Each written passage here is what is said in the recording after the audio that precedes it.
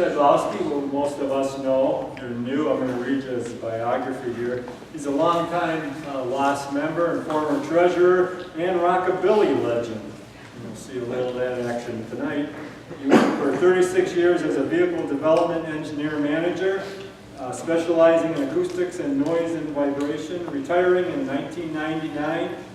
He graduated from the University of Michigan in 1960 with a degree in engineering physics, and he spent 2 years as an officer in the U.S. Army in Germany. It says in his spare time he wrote and recorded music for Epic and Roulette Records as one of the Ski Brothers, who appeared on Dick Clark's Bandstand in 1958. Is that American Bandstand? Anyway, Jim's astronomical interests include observation and outreach. He owns several telescopes.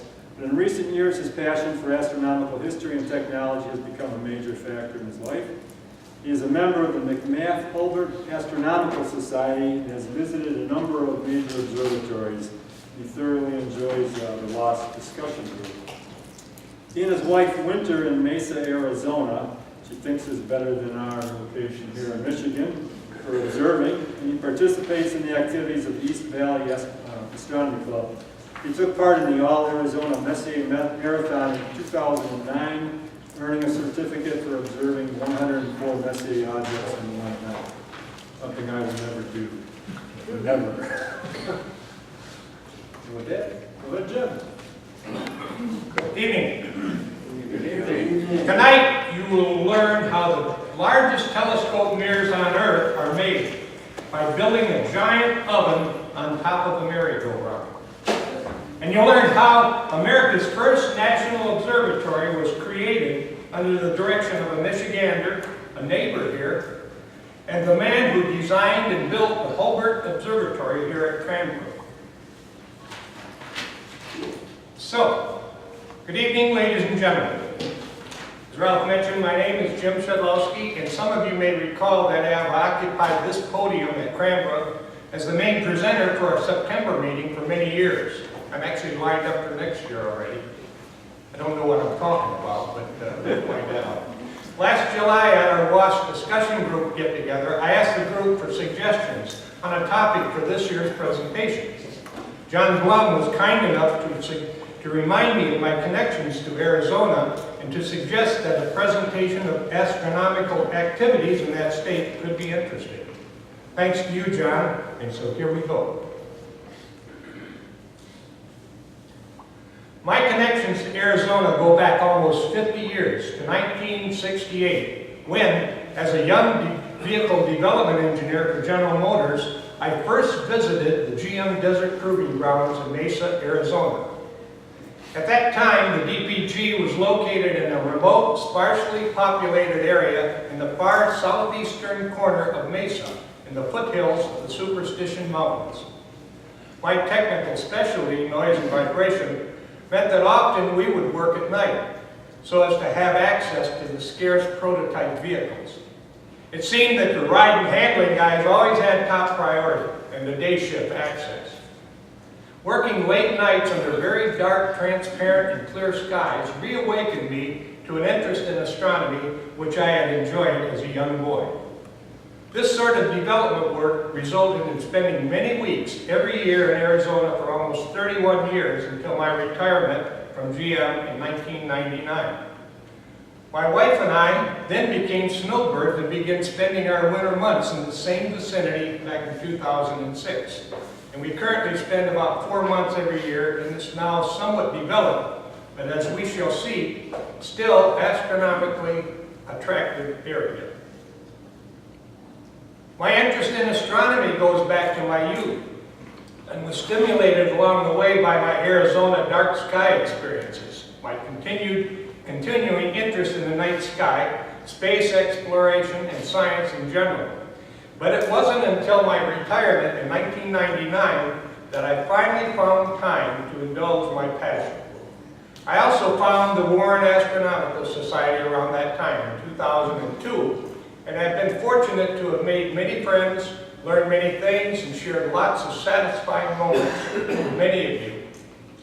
It was fun putting this slide together, culled from some of these experiences over the last 14 years. In recent years, I've also developed some activities and interests outside of the club, which have sharpened my interest in other aspects of astronomy, some of which I have shared with you from this podium. I've been involved with the McMath-Hulbert Observatory Preservation Group. I visited a number of major observatories, and I've become interested in the technology and history of our favorite hobby. My Arizona sojourns have created a number of occasions which have expanded my astronomical horizons, and I will share some of these with you tonight, along with a review of some additional Arizona astronomical opportunities that I have uncovered in the process of putting this presentation together, and are opportunities that will be targets for me in the future. I'd now like to preview my presentation. This presentation will first give you a description of the state of Arizona to familiarize you with its general character and, more importantly, with some of the characteristics that make it perhaps the foremost state in the Union for astronomy. The next segment will discuss the bustling professional astronomy scene in Arizona, its many major observatories, university programs, NASA connections, and its fascinating mirror factory. I'll then review the very active amateur astronomy scene with its many areas of similarity to that here in southeastern Michigan, and some features particular to Arizona. Finally, I'll discuss in more detail a facility unique to Arizona which produces the largest telescope mirrors in the world. I'll wrap up the presentation by reviewing the conclusions which may be drawn from this report, followed by my trademark musical finale. So, on with the show. I'd first like to point out the location of Arizona in the southwest on the border of Mexico. Arizona is located at a latitude of about 10 degrees south of Michigan, with Phoenix at 33.5 degrees south north latitude and Tucson at 32.2. This more southern exposure has obvious astronomical implications, some of which I will mention later. Arizona's topography is a mixture of mountains in the northeast and deserts in the southwest. As we shall see, the mountains furnish advantageous locations for numerous observatories, while the dry deserts play a part in the clarity of the skies. The highest elevation is Mount Humphrey near Flagstaff at 12,633 feet, with many other peaks over 11,000. Snowball. Right. Arizona's population of 6.8 million compares with Michigan's 9.9 million in an area that is about 20% larger. That's 114,000 square miles versus 97,000 square miles. This 40% lower population density is moreover heavily concentrated, with some 87% of the population located in the metro areas of Phoenix and Tucson, as opposed to Michigan's somewhat more even distribution. The mountainous northeast portion of the state is very sparsely populated. This difference shows up clearly in the next slide, which shows the relative light pollution in the two states. Large portions of Arizona have very dark skies, with some areas, such as the north rim of the Grand Canyon, among the darkest spots in the continental United States. Slightly darker than those of the Texas Star Party, for those of you who have ever been there. The yellow oval on the Arizona map here shows the location of Picket Post, the local observing site for the East Valley Astronomy Club, which I hang out with in Mesa, versus the red oval on the Michigan map showing Was's Stargate here. It's not very good focus, but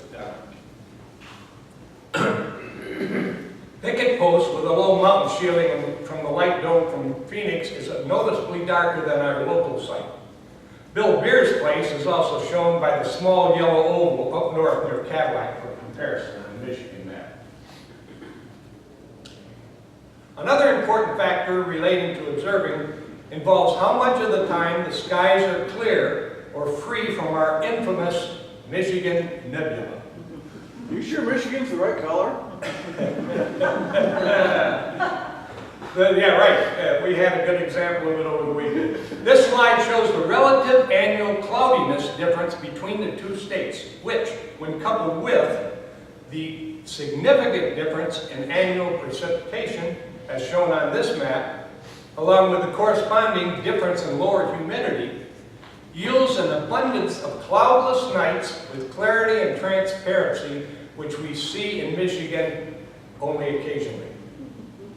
Another way of displaying this quality of observing is shown on the next slide, which shows the clear sky charts for our Stargate Observatory and Picket Post observing site, which I mentioned earlier, which is near the Peralta name on this chart. These clear, transparent skies, coupled with an abundance of dark sky locations, all play a major role in the prominence of astronomy in Arizona, both on a professional and on an amateur level. Astronomy is big business in Arizona, with dozens of research telescopes at a number of major observatories, which I will talk about in a moment. This activity supports some 3,300 jobs and $253 million of economic activity. Those figures are from 2008. Because of this impact on the economy, there is significant interest in protecting Arizona's observational environment. In 1970, shortly after the National Observatory of Kitt Peak was established, some 56 miles southwest of Tucson, it was noticed that the light pollution was becoming detectable from this fast-growing community. With cooperative community action bolstered by effective lighting codes, the overall brightness of Tucson has remained the same since 1980, in spite of a 59% increase in population. In 1988, the International Dark Sky Association, headquartered in Tucson, was established as an effective and very active worldwide advocate group for protecting our night skies.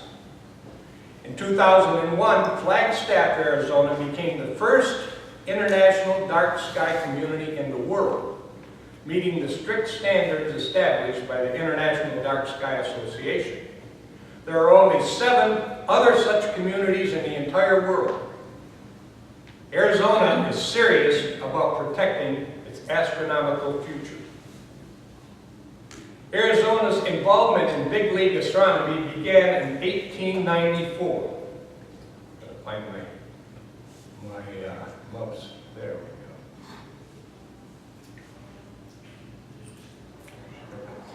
Arizona's involvement in Major League Astronomy began in 1894 when Percival Lowell chose Flagstaff to build a large observatory in search for evidence of life on Mars.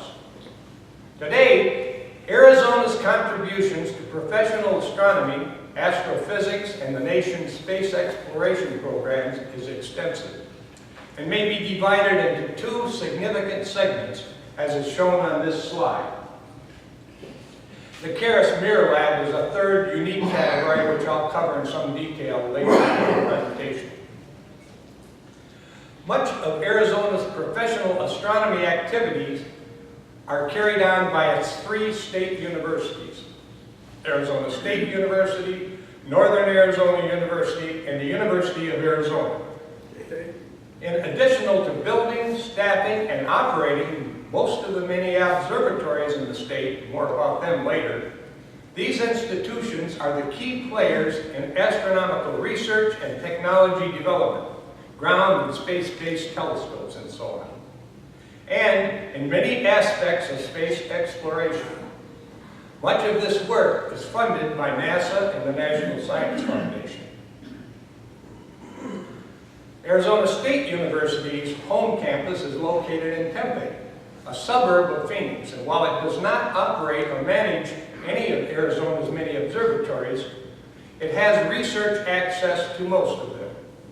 ASU's main claim to fame in this arena is its collaboration with NASA to design, build, and manage instruments studying the geology and mineralogy of Mars aboard the Mars rovers and orbiters. It has a full-size model of a Mars rover in the lobby of its Mars spaceflight facility. It also contains the Operations Center for the Lunar Reconnaissance Orbiter Camera. ASU's expertise in robotic space exploration led me to the answer to a question that I've had for many years, since our great debate here at the Warren Astronomical Society back in 2010. You may recall that one of my opponents in that debate supported the erroneous viewpoint that mankind should explore space with only robots rather than by manned space flights. Well, it turns out that my worthy though mistaken opponent for that event, Mr. Ken Burton down here, is a graduate of Arizona State University. Wrong. A school that espouses robotic space exploration. Let's correct that. It's University Now it all of fits Arizona. together. I was at University of Arizona, not Sun Devils. Wildcats. Right. Whoa. Then you shouldn't have taken that position. ASU has a robust undergrad and graduate academic programs in observational and theoretical astronomy and astrophysics in the School of Earth and Space Research. They also host many open houses to the public. The second school on my list of Arizona astronomy universities is Northern Arizona University. Located in Flagstaff in northern Arizona and associated with the Lowell Observatory complex, more about that later, Northern Arizona University has a significant undergrad program in astronomy. It is #1 in granting bachelor's degrees in astronomy, and in 2016 opened the doctoral program. It is also heavy in research in conjunction with NASA, the U.S. Naval Observatory, and a recently formed partnership with the newly christened Discovery Telescope, the 5th largest in the country. Northern Arizona University's researchers are particularly involved with programs involving the search for near-Earth objects. The final player on my list of academia involved with professional astronomy is the big hit, the University of Arizona, whose home campus is in Tucson, not Tempe. I thought you were in Tempe. No, I was in Tucson. Whose home campus is in Tucson, but who is involved with observational properties and research around the state and indeed around the world through its Stewart Observatory, which manages and coordinates the activity of numerous observatories and research telescopes for its own research programs, as well as those for ASU and Northern Arizona University. The University of Arizona is one of the foremost universities in the United States for astronomy-related curriculum, with academic programs in all aspects of the science and extensive research activities. This research is carried out both internally and in conjunction with NASA, the National Science Foundation, as well as many international partners. This centerpiece there describes the BASS survey, which stands for Beijing. The B stands for Beijing, so they're involved with a program with Chinese. The University of Arizona was the first public university to lead a NASA mission to Mars, the Phoenix Mars lander in 2008. Astronomical technology development plays a major role, and the university has been responsible for significant developments in this area, one of which has been commercialized and is now building and selling the largest telescope mirrors on Earth. More about this later. The university also has an extensive outreach and public education program, both in Tucson and at the various observatories around Arizona, which it manages. And now, let's look at Arizona's real astronomical treasure chest, its collection of nearly 50 research telescopes at a number of observatory complexes. As I will discuss, there is a somewhat arbitrary means for defining the names and ownerships of many modern telescopes and observatories. I have chosen to group them into 5 major observatory complexes by location. This assemblage includes 3 of the 5 largest telescopes in the continental United States, or 5 of the 10 largest. And it includes the current world's largest telescope as well as the current world's largest solar telescope. Not included on this list is the Stewart Observatory, which I mentioned earlier, which is the name of the research arm of the University of Arizona and which coordinates and manages the activity of many of the state's telescopes from its location on the campus in Metro Tucson. And it gives the claim to the #1 ranking in the astronomy programs in the United States. The Stewart Observatory also has a student observatory on campus, but it's not included as a research telescope. So now let's look at the big 5 observatories on my list. Kitt Peak is the first observatory on my big 5 list, and it has a strong Michigan connection.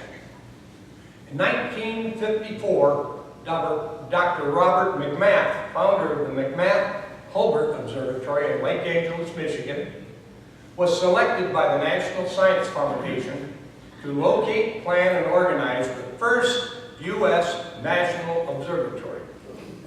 Kitt Peak was selected as a location, and in 1957, Dr. McMath was named the president of the Association of Universities for Research and Astronomy, an acronym ARA, the organization which operates the observatory complex there.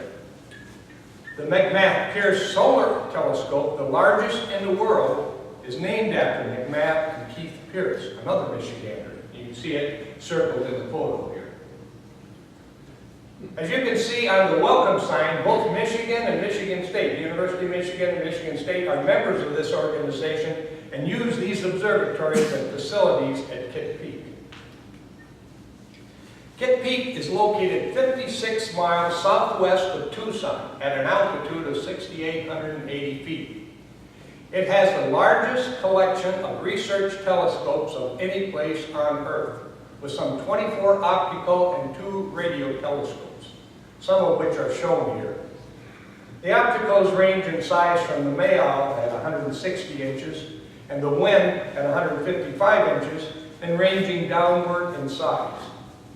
An 82-foot dish is part of the worldwide network of radio telescopes called the Very Long Baseline Array, while a 40-foot radio dish is operated by the University of Arizona Stewart Observatory as part of the Arizona Radio Observatory Network. Kitt Peak has a very active program of public outreach activities, ranging from daytime tours of the facilities, which I did a couple of years ago, which are led by volunteer docents, to a number of nighttime observing programs, which I understand a few of you have done, including an opportunity to spend an entire night with the exclusive use of one of the scopes for observing or imaging, complete with 3 meals and a dorm room. The second complex on my list is the Mount Graham International Observatory, located about 75 miles west-northwest of Tucson at an elevation of 10,480 feet. This facility is a division of the University of Arizona Stewart Observatory, which operates and manages its 3 major installations for several scientific organizations. The 10-meter radioscope is part of the Arizona Radio Observatory Network, along with a 12-meter dish at Kitt Peak that I mentioned a moment ago. The Vatican Advanced Technology Telescope, the ATT, is sometimes called the Pope Scope, is a unique 72-inch fast Gregorian design, F1, that was built using a mirror from the University of Arizona's Mirror Lab. The crowning glory of Mount Graham, however, and perhaps of the optical astronomy world, is the large binocular telescope. With its 2 331-inch or 27.6-foot mirrors, each of which is the largest monolithic telescope mirror in the world. It has a light-gathering equivalent of a 468-inch telescope, and the detail and resolution of a 900-inch or 75-foot wide mirror. This makes it the world's champion telescope of current times. Tours of Mount Graham observatories are available, but only between mid-May and October, weather permitting. Remember that it's at 10,480 feet. The escorted tours start from a base camp and take a 40-mile shuttle ride up to the top to inspect the telescopes. The next on our list of Arizona's Big Five observatory complexes is the granddaddy of them all, the Lowell Observatory near Flagstaff in northern Arizona. In 1892, philanthropist Percival Lowell established this observatory to bolster his position regarding life on Mars. A 24-inch Clark refractor, which was installed in 1896, is still there and in marvelous shape, along with the 13-inch Plutoscope used by Clyde Tombaugh to discover Pluto in 1930, and the spectrograph used by Vesto Slipher between 1910 and 1920 to measure the redshift of many spiral nebulae, data used so effectively 10 years later by Edwin Hubble. All of these instruments are located on the main campus near Flagstaff, which is aptly named Mars Hill, which also contains a small but very interesting museum and appropriately Percival Lowell's tomb. The historic Lowell Observatory was designated a National Historic Landmark in 1965, and in 2011 it was named one of the world's 100 most important places by Time magazine. While the Mars Hill campus is a historic center of the observatory, two other Lowell campuses house the modern instruments used to conduct state-of-the-art astronomical research. They are located at Anderson Mesa, about 12 miles southeast of Mars Hill, at about 7,100 feet, and the Happy Jack Station, about 40 miles south-southeast, and at 7,800 feet elevation. Together, these three campuses constitute the Lowell Observatory. The Lowell-Anderson Mesa complex contains a potpourri of conventional telescopes ranging from the 72-inch Perkins, imported from the Perkins Observatory at Ohio Wesleyan, the 42-inch Hall, and a 31-inch Neural, which was originally built for tracking during the Apollo program. The highlight of Anderson Mesa, however, is the Navy Precision Optical Interferometer with its three 820-foot arms, which can measure celestial positions to a precision never before achieved, and which can resolve and image the disks of stars for the first time in history.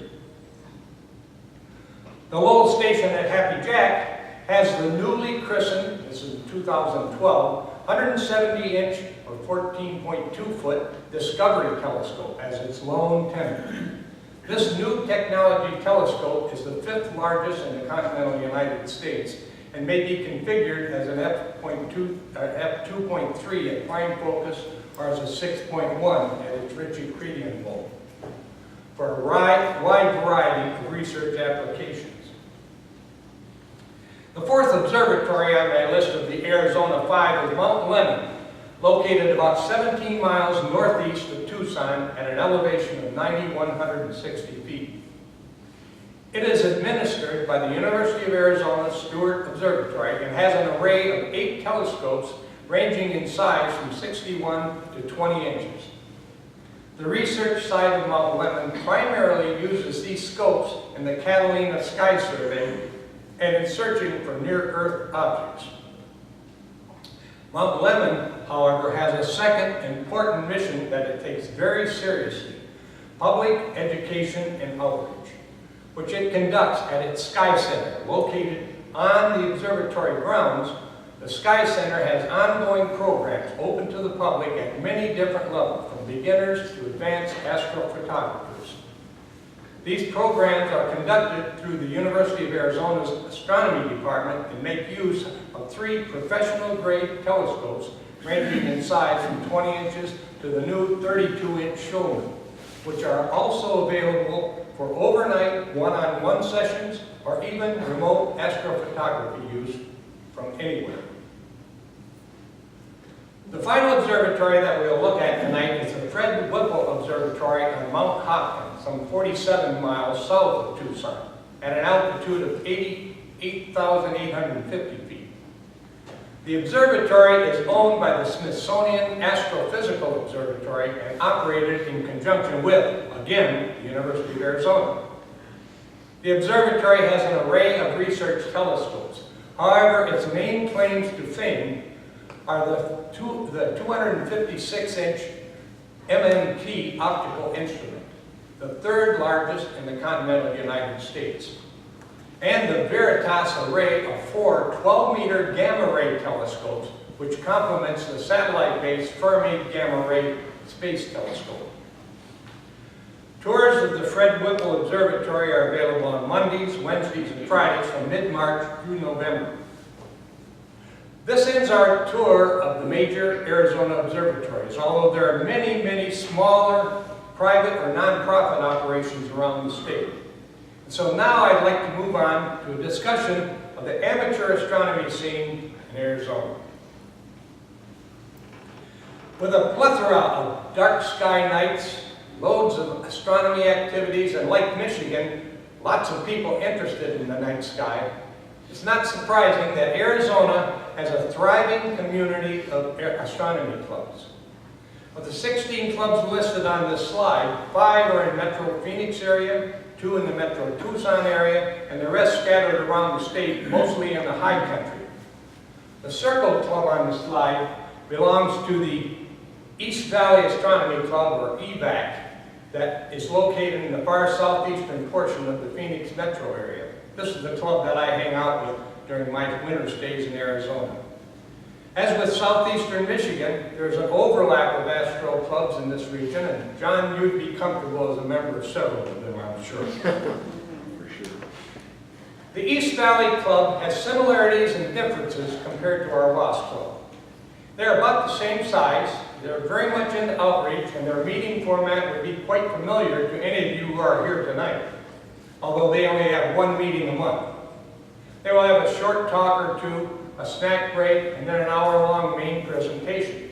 Although quite often their speaker might be an astronomer from one of Arizona's many observatories. I'd like to point out a couple of items from their operations that we might consider adopting or looking at. Their very active outreach program is efficiently coordinated by means of their website calendar, in which each outreach event are listed, and there are 15 listed on this thing here. I know you can't read it, but there are 15 listed for February of 2016. Each of them has a live link which contains all the pertinent information needed for a member to plug into it. And it's very easy to do. As a snowbird out there, I've done a lot of them with those guys. The second activity, perhaps meriting our scrutiny, is their efficiently run observing program, also run through the website, which encourages members' participation in some 20 categories. The EVAC Club, or the East Valley Astronomy Club, operates a public urban observatory every Friday and Saturday night at a local community center complex. It supplements this with a sidewalk telescope night once a month at the same location. Their observatory, by the way, this observatory was done in conjunction with the Lions Club in Mesa. The observatory is equipped with a 16-inch Meade LX200 scope, mounted on a Paramount Equatorial go-to mount. Since its first light in 2006, more than 74,000 visitors have peered through its eyepieces. The club has its own dark sky observing site about 25 miles east of Mesa at the Picket Post Mountain that I mentioned earlier. The East Valley Astronomy Club participates with many other area clubs in other events, such as the annual Grand Canyon Star Party in June, which is a week-long popular public event held for the past 26 years. But perhaps the most unique amateur astronomy event is held every year in mid to late March. The All-Arizona Messier Marathon, started by the Saguaro Astronomy Club in 1981. A Messier Marathon is an attempt to observe as many as possible Messier objects in one night, and it requires a number of conditions to make it possible to observe them all. First of all, you need a good location. Very dark, clear skies with good low horizons to catch the early setting Messiers and the late risers. But A very important factor is your location, with low northern latitudes being the best. Optimal is 25 degrees north latitude. Season is a factor, with a few weeks in mid to late March being the best, and of course, a new moon. From a very dark sky site about 90 miles directly west of Phoenix at 32.5 degrees north latitude, the annual All-Arizona Messier Marathon is the most successful event of its kind, drawing more than 100 attendees, some from other countries. At this very well-organized event, every year, a handful of observers earn the coveted distinction of observing all 110 Messier objects in one evening. These photos were from two young men from Munich, Germany, one of whom was successful in bagging all 110 with a borrowed scope. On the night of March 28th and 29th, 2009, I participated in the event with my trusty Meade LX90 8-inch Schmidt cast. And after a long but exciting night, I was able to catch 104 Messiers, missing only M74 and M110 in the late evening, and M52, 103, 75, and 30 in the early morning. For this performance, several weeks later, I received in the mail this certificate with my name enshrined in the virtual archives of the event. This was one of the more notable events in my amateur astronomy career. One last comment about the Arizona amateur scene would have to do with what I call serious amateurs. Because of the clear dark skies and the plentiful high country locations, those who are serious about our hobby can afford to be, well, serious. Like our former president of the Warren Astronomical Society back in the late 1980s, Steve Agus, who I met back in 2011 at a meeting of the East Valley Astronomy Club, of which he was president at that time. Steve noticed my Michigan symbol on the shirt, and at the break came over and introduced himself, and we got to know each other a little bit. Steve has secured a site up in the mountains near Heber, Overgard, Arizona, a small community at about 6,600 feet elevation, and a long ways from the city lights of Phoenix. You can see the yellow oval on the map here. To build an observatory home for his 36-inch automated dock. The dark skies allow this magnificent telescope to reach its full potential. Just ask Bill Beers or Jonathan, who have been out there. Arizona's unique characteristics makes amateur operations like Steve's possible. I'd now like to cover the final section of this talk by describing a trip that I took on March 7th of this year to Tucson, where I wound up on the campus of the University of Arizona, in front of the football stadium, home of the Wildcats. Beneath this football stadium, oddly enough, is probably the most compelling factor that gives Arizona its dominant role in astronomy.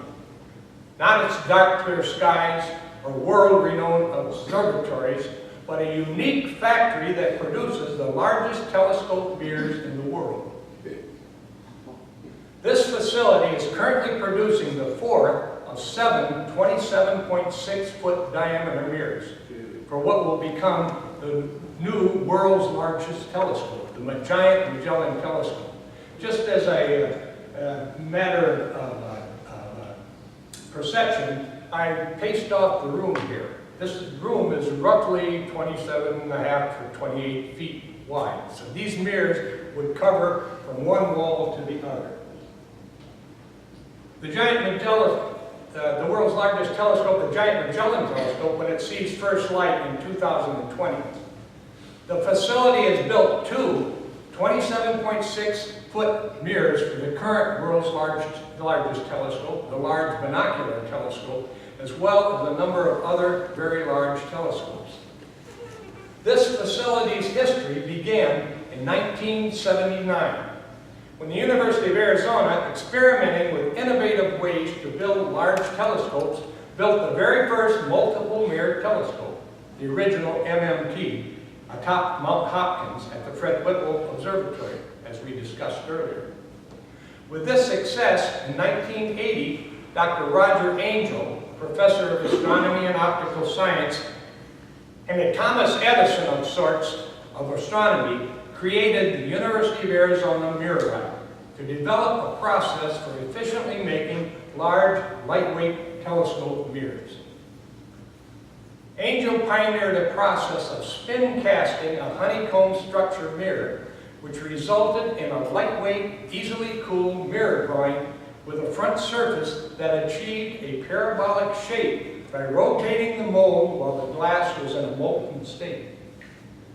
By 1985, having successfully scaled up his rotating kilns to 72 inches, Angel, with financial support from the National Science Foundation and the U.S. Air Force, moved the current facility under the east wing of the University of Arizona's football stadium.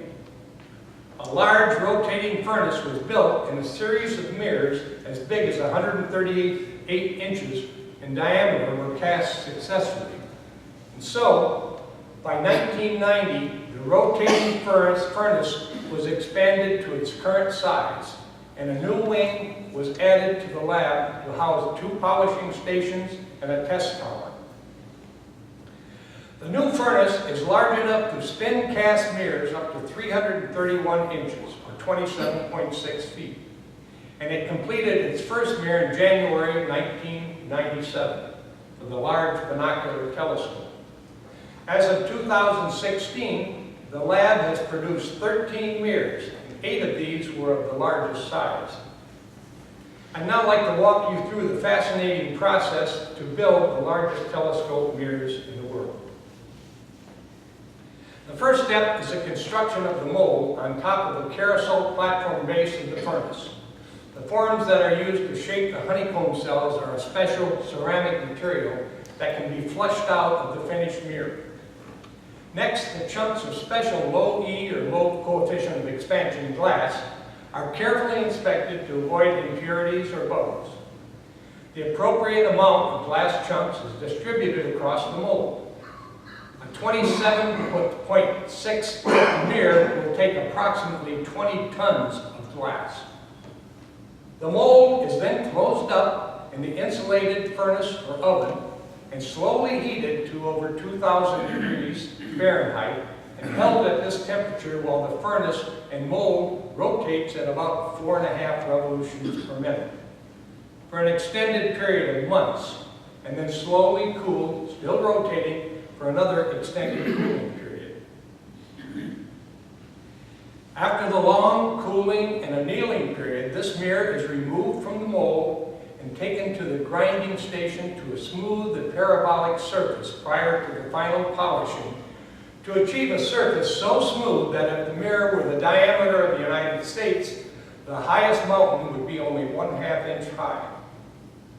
At periodic intervals, the mirror will be removed from the polishing station and mounted in the test fixture to check its surface, using several specially developed tests.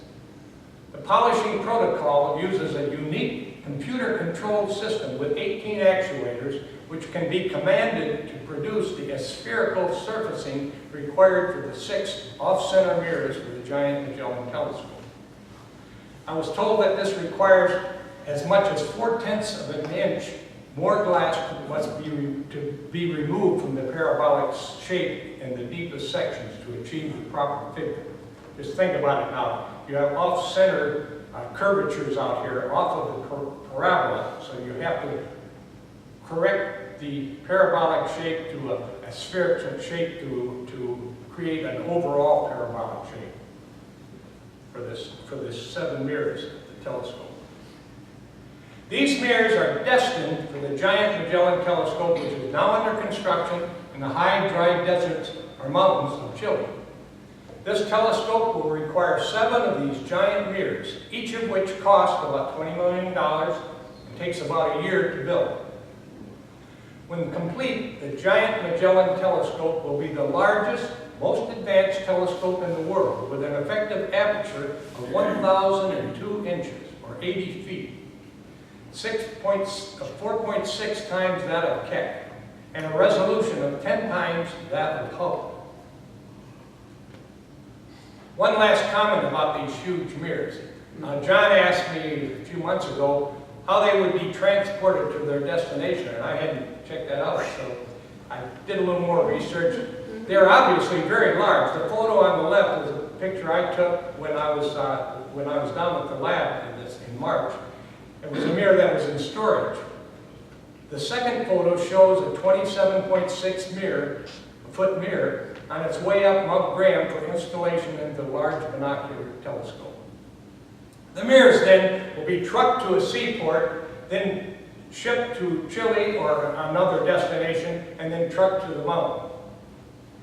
So that concludes my story about the amazing mirror factory and my presentation.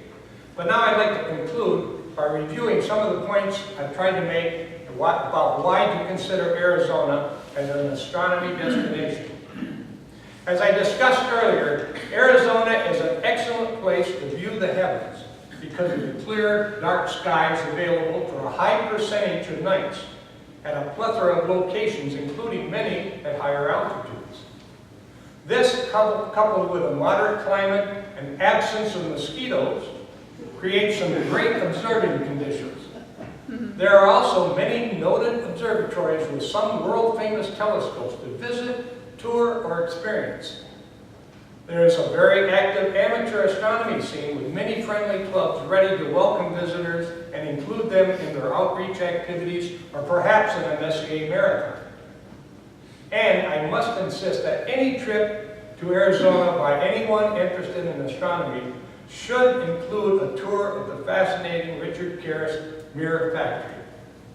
And finally, everyone should experience some of Arizona's spectacular natural attractions, even if they're just the astronomer's spouse. I would now like to close in my customary music fashion, if you'll give me just a moment to harness up my guitar.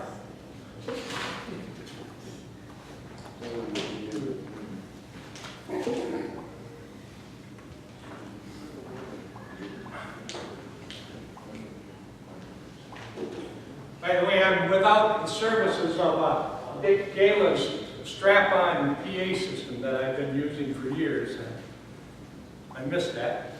So I'll try to predict as well as I can, and I'd love for you to sing along if you'd like, although this is my own melody too, so good luck. Good luck.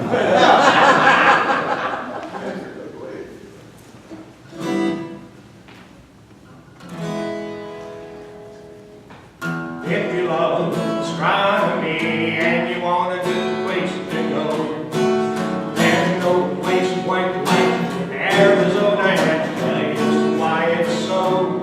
They've got clear dark skies to feast your eyes, and lots of astro folks who know how to keep the lights down in the dark sky town to protect the night sky show. Arizona, where the dark skies are, Arizona, you can gaze at the stars. You can still see the Milky Way, or stay up all night and do the Messier. Arizona's got technology to build the largest scopes on Earth. Places to put them up on lofty mountains to study the Big Bang birth. So if you're walking to see real astronomy, Arizona is where it's at. Dark sky, big scopes, and big sky people, place with all of that. Arizona, where the dark skies are. Arizona, you can gaze at the stars.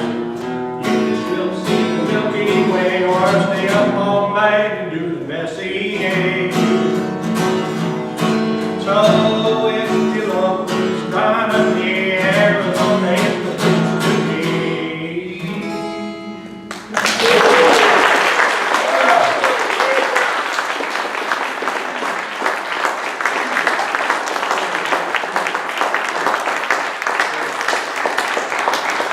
If any of you have a few questions, perhaps back in the back. Jim, do you give people out in Arizona a lecture about how great Michigan is? No, but I have given remember my presentation about my math Hulbert a few years ago. I did give that to the East Valley Club out there. And who knows, maybe I'll turn that around, but it'd be kind of tough, you know, to describe the Michigan Nebula. You could do it on an April Fool's talk. Hey, your nights are much longer here in the wintertime. Anyone else? Are you being paid by Arizona? No, but I'll tell you, I really do appreciate John's suggestion for using this as a topic for the presentation, because I learned a lot just doing the research on it. I've got a number of places. I've been to Lowell Observatory and to Kitt Peak. Not been to any of the others, Hopkins or to Mount Lemmon or to Mount Graham. But I want to make an effort to do all of those things while I'm still going out there, if my wife will let me. Questions? Yeah, although you sort of, which one is your favorite? I'm sorry, Which one is your favorite observatory? which one is Location. Your favorite. Which location? He's amazing. Which one did you like the best? Oh, well, Lowell Observatory is just a wonderful place, just because of the history of the place. It's amazing to see, you know, this spectrograph that Schleifer used and the Pluto telescope and that old Clark, that 24-inch Clark is just an amazing shape, and you can look through it. They wouldn't show us the Pluto telescope when Jonathan and I went there in '09. They acted like they were ashamed of it. Really, the Clark, you mean? No, the Pluto one. Oh, really? Yeah. Well, I mean, it's only a 13-inch telescope. It's not a very sophisticated telescope. Photographic plates, wasn't it? that he did? Right, big plates on it. The Messier, are those people out there, do they camp out in the, where do they do? Are they there overnight in campground like, or what? You mean it's up at Grand Canyon? No, the Messier. Oh, the Messier, yeah. Well, no, they go up there and stay up all night. Some of them do camp out. For the Messier Marathon, you mean? Yes. No, it's I haven't been to the new location. The place I was down a little farther south. That they had so many illegals coming over the borders, it got to be dangerous. So the new place is out on an abandoned airstrip, as I understand it. Did you say 90 miles west of 90 Phoenix? miles to west, just south of the expressway of 10, you know, going into Yeah. to LA. It's a very, very dark sky site, I understand, and some people camp out there, but the object of the thing is to stay out all night, and you know, nobody has time to sleep, so. No. But they have refreshments out there, and they have a lot of activities going on. So for the marathon, do you have to, I assume you can't use like computer-controlled guidance for this, right? Yes, you can. You can? That's so. How do you think I got How do you think I got this? No, I can't. Obviously, it's noted on the thing, but yeah, it's possible. But it's still, I don't know if you've had an opportunity to look at some of the really faint stuff. It's pretty tough. M102, did you see it? I don't know, was that on my list? M102 is like the one we've The been not missing sure. one. Yeah. Anyone else? Question. Bob? Oh, I'm sorry. Why are there so many different sites for observatories and telescopes? Why? Well, I mean, that's a whole topic in itself. Good sites for observatories, so spending millions of dollars to build a big thing, means you've got to have clear skies, a high percentage of clear skies. Being at an altitude gives you a thinner atmosphere, that's another advantage. And Well, yeah, but why not just build one really great one up on a mountain? there's lots of things to look at, Roger. I mean, there's so many things. The administration of these telescopes, if any of you have been involved with, it's incredible. At Kitt Peak there, you saw that board up there. There's like 20 universities involved with the research, and they all have to petition for time to get on a particular telescope for a night and hope that they have good weather and all that sort of stuff. Bob? Okay, now, to give the opposing view in favor of Michigan, I spent a lot of time in Arizona. There are some things you have to watch for. When I did the Skywatcher in one night, it was a little hot out, so we decided to open the door, and we were close, and don't want certain terms, close the door because the rattlesnakes like to come in. That's number one. Not as bad as mosquitoes. Another time we were out with actually the owner of Arizona, imaging with him, and his camera quit working, and the reason was rats came up and were chewing on his cord. And the last one is when I go out observing with these guys, they all carry guns, and I asked, what are the guns for? I said, for the two-legged critters. That is a major issue, as you mentioned. Yeah.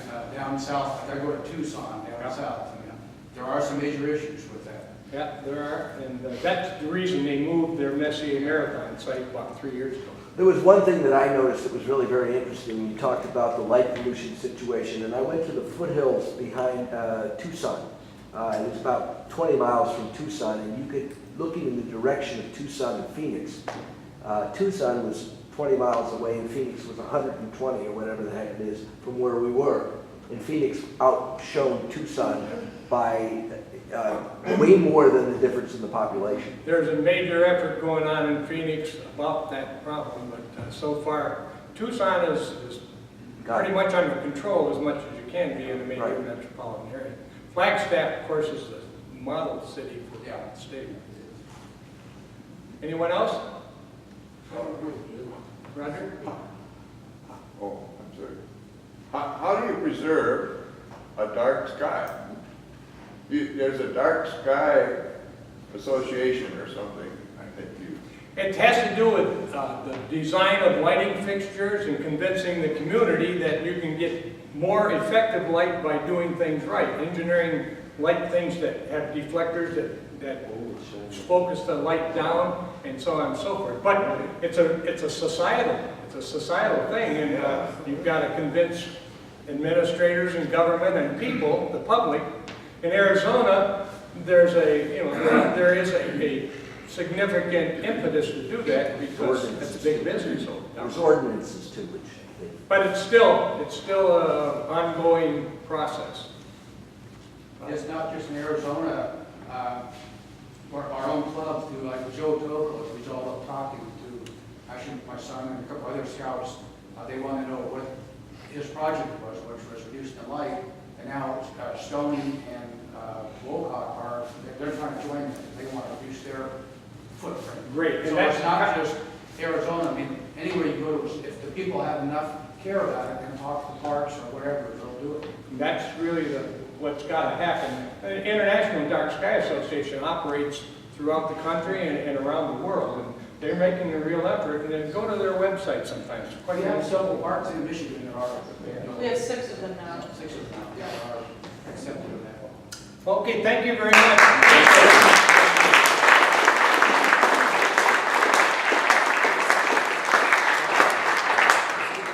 All right, now that Jim has inspired you all to go buy plane tickets to Phoenix or Tucson, we have 2 competing things that you can do after the meeting. You can partake of our usual gastronomy after astronomy at the Red Coat Tavern down on Woodward, just north of Third Pima, or stay in your seat to indicate your interest in astrophotography, and Marty will escort you up to the observatory. So, whichever you choose, have a wonderful evening. Thank you for joining us tonight, and we'll see a lot of you in about 72 hours. Jackie, you might need it. Any of you interested in seeing more of the Ski Brothers music, we have a concert in Grayling, Michigan on the 21st of this month. I was going to mention one thing about them. That I ever met, and I think So if you want to go to the observatory, just stick around here. Everybody else, wait for everybody else to get out the front door, because they'll have to lock up the front door before you go to the observatory. If you're going to the observatory, take everything with you, because we'll be exiting through the observatory doors.